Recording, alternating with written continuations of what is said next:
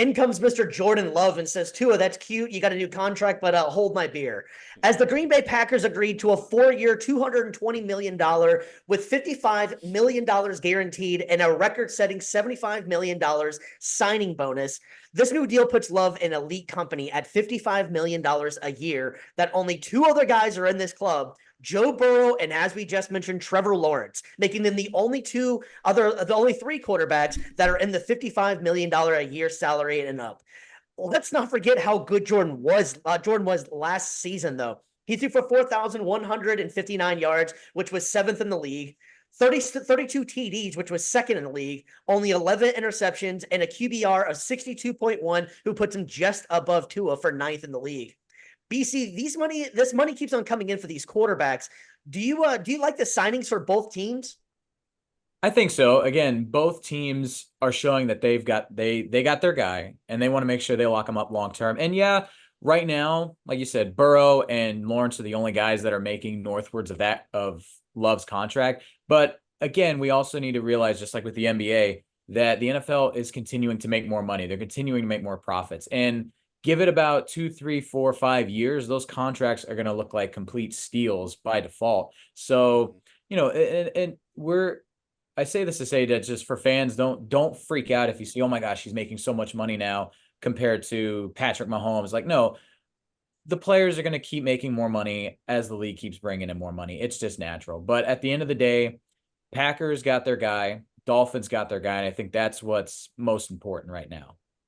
Yeah, definitely, definitely. And Jordan Love proved himself last year. Yeah, it was only 1 year that he proved himself, and in like the first 4 weeks of the season, he wasn't doing as good. I remember the first game of the season, he didn't even get one passing yard into the second half of the game.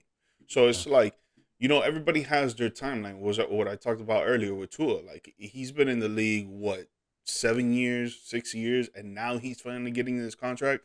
Jordan Yeah. Love's been in the league 3, 4 years. I mean, he sat behind Aaron Rodgers, what, 1 or 2 years, and then played and look, proved himself. Almost got to the Super Bowl. Almost beat one of the top teams in the NFL in the San Francisco 49ers. So it's like, once you prove yourself, I think you are definitely eligible to get that next max contract.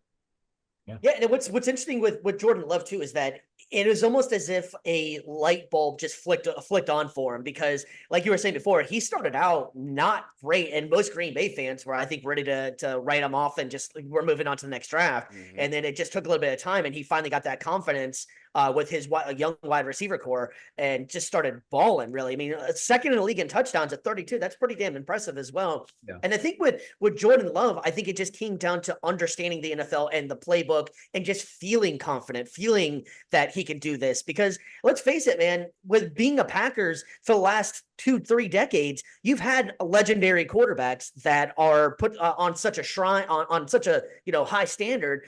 Jordan Love, I'm sorry, excuse me, Aaron Rodgers and Brett Favre prior to that. Those aren't easy shoes to fill ever, and especially with the way Aaron Rodgers left, it almost seemed like the Packers knew it before Jordan Love did, because they basically were like, "Hey, we got our guy, Aaron Rodgers." Like, it was, we had our fun, but it's time to move on.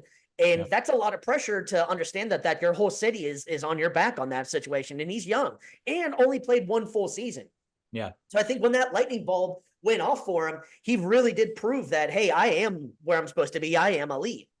Yeah, and what's going to be important now for the Packers to do is, now that you've got him, like, yeah, your finances are pretty much set for this year, so whatever happens, happens. But over the next few years, as now you're increasing your salary cap, as now this deal is looking better and better for you, now you need to learn from the mistakes of your past and maximize the talent around him, so that way you're not just getting one Super Bowl championship out of Love like you did with Rodgers and Favre. Because that's another thing. Yep. Over the course of 20 plus years of Favre and Rodgers, you have 2 Super Bowls to account Yep. for. So that's, for a team, for a city that calls itself Title Town, that's pretty unacceptable when you have Hall of Fame quarterbacks from each league. So hopefully they learn from those mistakes and they can maximize the talent around Love.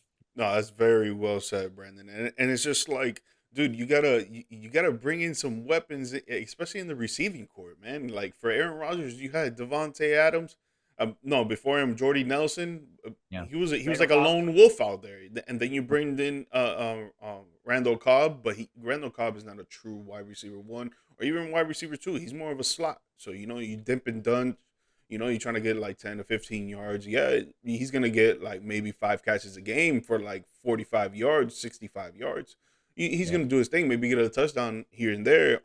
Not a consistent basis, but when you only have one true wide receiver one, and then wide receiver 2 and 3 are just like randoms off the street, you're not gonna really be doing much, man. Well, not just that, but also to your tight ends. Like, name a famous Green Bay Packers tight end that actually worked out. And even going back to Favre, you had just Donald Driver as your main guy, and then Sterling Sharp before him.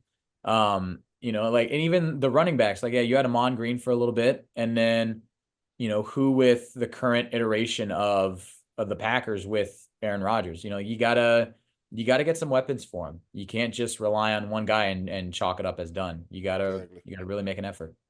We'll be definitely getting into the Packers here in probably about 2 weeks or so, something like that. So something to look forward to. But I'm kind of on the opposite end of this. I really like their wide receiver core. They have a great young wide receiver. You got Reed.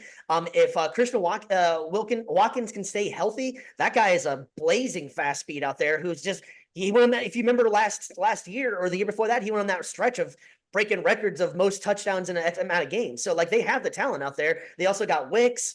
I like the addition of Josh Jacobs. So I think they're on the right track out there, but we'll definitely be getting into the Packers here in the next couple of weeks. Oh, definitely good now, but in the past years, they've been like, Yeah, I mean, it's. I think what's going to be interesting too is because we're in the AFC East, in which we were just talking about Aaron Rodgers.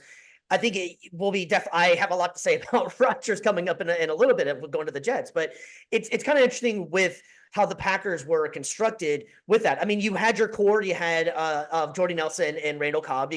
Jordy Nelson was definitely alpha there, and at one point you had Devontae Adams, Jordy Nelson, and Randall Cobb there. And like you were saying before, they were only able to come up with about one Super Bowl out of that situation. So that is kind of a letdown in there. And like you were saying, Title Town is for sure. Green Bay is definitely all about those titles.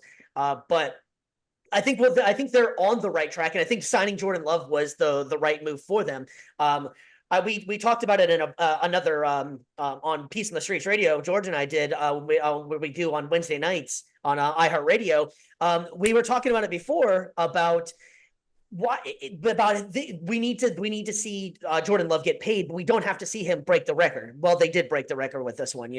I feel like that they saw enough in him in this contract that said, we believe in you, but this is really one of those contracts that the amount of money that they're giving him, if it was a one-hit wonder, they're going to be in a lot of trouble. So I'm hoping for the Packers' sake that they do see, and Jordan Love does give them that warm and fuzzy feeling, because he only played one full season, and there's been times we've all know, somebody, for instance, we talked about it last week, Peyton Hillis. Remember when that guy was the man and he was on the Madden cover and then he didn't hear anything from him again? So sometimes these guys have these breakout years and it doesn't always work out. But I do have faith in Jordan Love, just looking at the way they play. I like the play calling they have for Jordan Love, and I do like those wide receivers, and it just gives them more time to gel. But this is a big contract because they're offering him a lot of guarantee and a lot of signing bonus, and if it doesn't work out, you're stuck with this one for a little while. So that one could sting for a little while, but I do believe in Jordan Love.